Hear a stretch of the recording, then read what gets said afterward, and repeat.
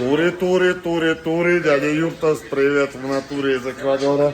Собака из канавы, из колумбийской. Женщина любимая из Челябинска. Сегодня я вам хочу рассказать, что вообще такое камин. Мы же живем в Эквадоре, все у нас заебись. И разжигаем камин каждый день. Так и вот, я владею камином 5-й день. И вот что я вам хочу рассказать. Камин это трудно, сложно, но, блядь, да что приятно. Сегодня сходил, собрал дров в лес, так как купить не знаем где. Ну и вот сижу, разжигаю. Сидишь такой вечерком, делать нечего. Ломаешь дровишки из лесу вестимо. Слышишь, отец рубит, а я отвожу.